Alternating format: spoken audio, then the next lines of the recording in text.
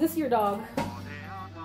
Do you try to get stuff done and they're always under your feet? Whether you have a big dog or a little dog, you're always tripping over them. Well, not everybody can have a solid place command. Nico, go to place. Because not everybody has the time to teach it or has an elevated dog bed. So, what do? We teach the dog to leave or out or go, whatever word you want to call it. But we're going to teach him that that word means to literally just get up and leave the area instead of having a little struggle between who gets to stand where. So in this video, you're going to learn how to teach your dog to leave your space instead of them just figuring it out on their own. First thing you want to start off with something the dog is motivated by. Brocious here is super motivated by food. He kind of likes toys a little bit, but he loves food. That's his motivator. So the first step is figuring out what motivates your dog. For a lot of dogs, it's food, but for your dog, it could be a ball, it could be a toy, it could be affection or attention, but figure out what really drives your dog. Now, second step is we're not going to just say this word, we're just going to show him what we want. Brocious. Hi, buddy. So what I'm going to do is I'm just going to use my body and I'm going to use it to walk him out of the area and reward. We're not saying any commands right now, just because if I were to say out, he doesn't know what that means, obviously.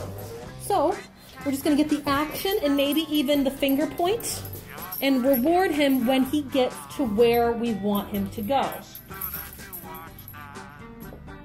I'm going to come into my space again. Hi, buddy. Okay. Yes.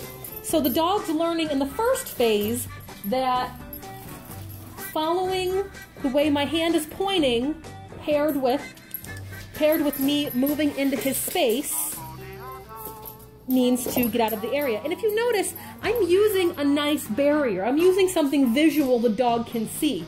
You don't just want to point and then just have an undesignated area for the dog to go to. You want the dog to have a visual boundary. So if I call him in, good job. So once again, I'm going to point, use my body, and he's willingly going out because he's learning that being over here, when I point my finger, is good. Nothing really happens in here. I'm backing, I didn't tell him to sit or anything. Nothing really happens in here. Brocious. Hi, buddy. Good job. I'm rewarding him because he came when called. But, once again, finger points, move my body, and there we go. Good job. See how motivated he is by food? That's excellent. So now, once the dog is kind of fluently doing what you want, that's when we give the name to the behavior. And this goes for any behavior you're teaching your dog. I don't care what behavior it is, you want to get the behavior somewhat fluent before you give it a name.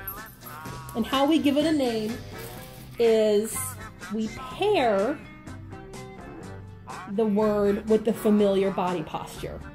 Brocious. Good job. Good buddy. So how we're going to do that is I'm going to pair my finger out. Yes. So he has that familiar finger point, but now I'm giving this new sound or this new word to it. Brocious. Good boy. Out. Yes. Good. So the familiar point is kind of acting as a guide. Out. Yes. Good boy. Good job. Good job. Out. Good boy. Good boy. And notice, I'm not teaching him this when I'm trying to do dishes or when I'm trying to do something. I'm teaching him this when I have nothing else to do. And then we're going to practice with little distractions.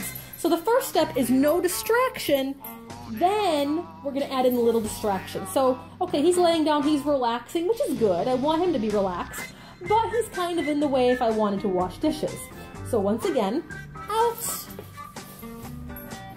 Oops, I tossed a little piece. Good boy. Good boy. And he might spend the rest, there we go. He found it. So, good boy. See, and no punishment happened either. He's learning by himself that being out there is much better than being in here. This dog is a very, very good candidate to show that not all dogs need correction. At the same time, Nico's a good example that not all dogs learn from just reward-based training either. So, with that said, one more time, out! Yes, that's a good man. Good job. Good. Now, the next step is just adding in small distractions. So I'm going to open up the dishwasher, because he was all up in the business. And then once again, practicing with our food. Ferocious. Out. Yeah, there we go. Nope.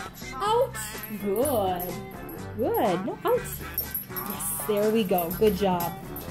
So this is a work in progress. Obviously, this is his first session learning what out means. But later on, I'll be able to take care of my dishes with him learning that when I say out, it means to stay out. Out. Yes, good boy. Good boy. Now come over here. And he's learning that being out there is much better. Nothing really good happens in here. He doesn't really get any treats. He did when I called him to me, which I wanted to reward him coming when called. But other than that, nothing really exciting happens in the kitchen. He's learning to relax. Next to his buddy Nico. Very, very good job, buddy. If you guys have any questions, post them in the comments. I'll be glad to help you out in any way that I can, teaching this behavior or others. And you guys have a good day.